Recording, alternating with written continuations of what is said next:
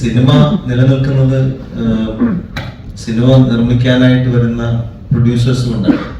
അത് KSRTC അല്ലെ സർക്കാർ ഇതിനെ സപ്പോർട്ട് ചെയ്യാൻ വേണ്ടി ഒരു പ്രൊഡ്യൂസറുടെ രൂപത്തിൽ വരുന്നു എന്നാണ് നമ്മൾ കാണുന്നത്.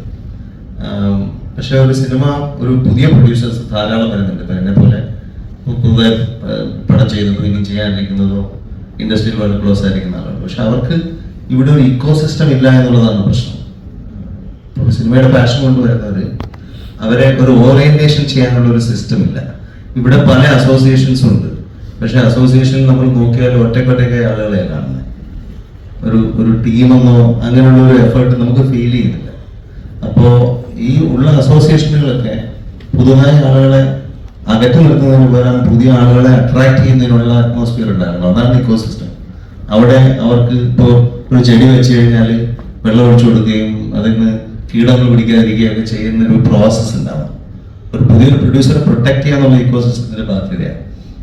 ഗവൺമെന്റ് ആയതുകൊണ്ട് അങ്ങനെ ചെയ്യേണ്ടി വരുന്നില്ല. കാരണം ഗവൺമെന്റിന് അല്ലാതെ ഒരു പവർ ഉണ്ടല്ലോ. ഇവിടെ പുതിയ പ്രൊഡ്യൂസേഴ്സ് വന്നാൽ മാത്രമേ സിനിമ നിൽക്കുള്ളൂ. കാരണം എല്ലാവരും മരിച്ചു പോലും. ഒരാൾ 80 വയസ്സ് 90 വയസ്സിലൊന്നും പ്രൊഡ്യൂസ് ചെയ്യാൻ പോകുന്നില്ല. പുതിയ ആളുകൾ പഠിച്ച് വന്നു കഴിഞ്ഞാൽ നമുക്കൊരു നെക്സ്റ്റ് ഒരു 20 years നിൽക്കുള്ളൂ. അവരെ ഓറിയന്റ് ചെയ്യണം.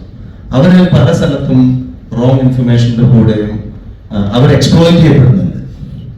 അതിനാണ് അസോസിയേഷനുകൾ സപ്പോർട്ട് ചെയ്യേണ്ടത്. ഇപ്പോൾ ഫോർ എക്സാമ്പിൾ ഞാൻ ഹരീഷിനോട് സംസാരിക്കുകയാണ്. ഇവിടെ OTT ബിസിനസ്സിന് വരുന്ന സിനിമകൾക്ക് ഒരു പ്രൊഡ്യൂസർക്ക് ആദ്യം ഒരു ധാരണ ഉണ്ടാവുന്നില്ല എന്നുള്ളതാണ്. എന്തായാലും പ്രൊഡ്യൂസർ അസോസിയേഷൻ ഇരിക്കുന്ന എല്ലാവർക്കും പല പല ഇൻഫർമേഷൻ ഉണ്ട്. അവർ പോയി വിട്ടുകൊടുക്കുന്നതല്ല, അവർ ഒരു ട്രെയിനിങ് കൊടുത്തൂടെ. അവർക്ക് ഇന്ന രീതിയിൽ നിങ്ങൾക്ക് കുഴിയിൽ ചാടാനുള്ള സാധ്യതയുണ്ട്, ഇന്ന രീതിയിൽ നിങ്ങൾ പോയി കഴിഞ്ഞാൽ നിങ്ങൾക്ക് ഡയറക്റ്റ് ആയിട്ടോ. പിന്നെ ഒരു അസോസിയേഷൻ ആകുമ്പോൾ അസോസിയേഷന് ബെറ്റർ ബാർഗൈനിങ് പവർ ഉണ്ടാവും, അല്ലേ? ഇപ്പോ ഒരു സിനിമ, എന്റെ സിനിമ ഇപ്പോൾ മനോരമ മാക്സിൽ വരുന്നു. പൈറസി എന്ന് പറയുന്ന സാധനം ഞാൻ എല്ലാവരും പറയുന്നതാണ്, കേൾക്കുന്നതാണ്, പല ആളുകളും ടെലിഗ്രാമിൽ കണ്ടു എന്നൊക്കെ പറയുന്നതാണ്. പക്ഷെ ഹൃദയം പൊട്ടുന്ന രീതിയിലുള്ള പൈറസിയാണ് നടക്കുന്നത്. ഒരു പ്രൊഡ്യൂസർ എന്ന നിലയിൽ അവസാനം ഒരു ഏജൻസിയെ ഏൽപ്പിച്ച് അവർ ബ്രില്യൻ്റ് ആയിട്ടൊരു ജോലി ചെയ്തുകൊണ്ടിരിക്കുന്നത്. എല്ലാ മിനിറ്റിലും പടം ഇറങ്ങി 2 മണിക്കൂറിൽ അമേരിക്കയിൽ പടത്തിന്റെ കോപ്പി അപ്ലോഡായി. അവിടുന്ന് ആളുകൾ വിളിച്ച് ഇങ്ങോട്ട് പറഞ്ഞു. ഞാൻ വിചാരിച്ചു ഇത് ശരിക്കുള്ള ചാനലിലാണ്. ഞാൻ അപ്രീഷിയേറ്റ് ഒക്കെ ചെയ്തു. ഞാൻ ചോദിച്ചു എങ്ങനെയാണ് ഇവിടെ മനോരമ മാച്ച് ഉണ്ടോ? ഇല്ല. പിന്നെ എങ്ങനെയാണ് ഒരു സെറ്റപ്പ് ബോക്സിൽ സാധനം വന്നു? ഇതാണ് സിനിമ ഇൻഡസ്ട്രി ഫേസ് ചെയ്യുന്നത്. എല്ലാവരും സിനിമ കാശ് കൊടുത്ത് കാണാൻ തയ്യാറാവണം. പക്ഷെ നമ്മളൊക്കെ കുറേ ആളുകൾ ഓസിനെ കാണാൻ വേണ്ടി വെയിറ്റ് ചെയ്യും. പ്രളയശേഷം ചെറുതെങ്കിൽ വളരെ നല്ലൊരു പ്രോഡക്റ്റ്. അത് തിയേറ്ററിൽ നിർത്തുക എന്നുള്ളത് കലയെ ഇഷ്ടപ്പെടുന്ന, സിനിമയെ ഇഷ്ടപ്പെടുന്ന ആളുകളുടെ ബാധ്യതയാണ്. അതെന്തെങ്കിലും ടെലിഗ്രാം വരുമ്പോൾ കാണാമെന്ന് പറഞ്ഞിരിക്കുന്നവരാണ് ആദ്യമായിട്ട് ഇൻഡസ്ട്രി നശിപ്പിക്കുന്നത്. അപ്പോൾ ചോദിക്കും പൈറസി ഒരു വഴിക്ക് പോകും, OTT ഒരു വഴിക്ക് പോകും. അത് ശരിയാണ്. പക്ഷെ സിനിമ നിലനിൽക്കണമെന്നുണ്ടെങ്കിൽ സംഘടിതമായ ഒരു ശക്തി വേണം, ഒരു ഇക്കോ സിസ്റ്റം വേണം. എല്ലാം ഇന്റഗ്രേറ്റഡ് ആയി വർക്ക് ചെയ്യണം. പ്രൊഡ്യൂസർ അസോസിയേഷന് പല കാര്യങ്ങളും ചെയ്യാൻ പറ്റും. ഈ ഫെഫ്കയ്ക്ക് പല കാര്യങ്ങളും, എല്ലാ അസോസിയേഷനും പല കാര്യങ്ങളും ചെയ്യാൻ പറ്റും. അവർക്ക് എന്തുകൊണ്ട് ആന്റി പൈറസി സെൽ ഉണ്ടായിക്കൂടാ? ഓരോരുത്തരും ഓരോ ആളുകളുടെ അടുത്ത് പോയിട്ട് പല രീതിയിൽ പൈസ പോകുന്നതിന് നല്ലതല്ലേ? അവർക്ക് കുറെ ടെക്നീഷ്യൻസിന് വെച്ച് ചെയ്തൂടെ? ഒരു പ്രൈവറ്റ് വിങ് ആയിട്ട് തന്നെ വർക്ക് ചെയ്യട്ടെ, ഒരു ഇൻവോയ്സ് ചെയ്ത് പൈസ വാങ്ങിയിട്ട് ചെയ്യട്ടെ.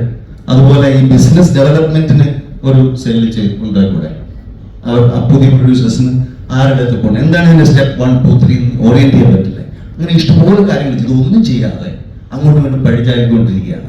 അവിടെ ഞാൻ ഈ പറയുന്ന പ്രളയശേഷം ചില ഇതിലല്ല. അങ്ങനെ ചെയ്യുമ്പോൾ സർക്കാർ അറ്റ്ലീസ്റ്റ് ഒരു സ്റ്റെപ്പ് ഫോർവേഡ്, അവരും ഇതിന്റെ കൂടെ ഒരു സപ്പോർട്ടായിട്ട് 1-2 പടങ്ങൾ ചെയ്യുന്നു. അവർ വേണം കൂടുതൽ ചെയ്യാതിരിക്കാം.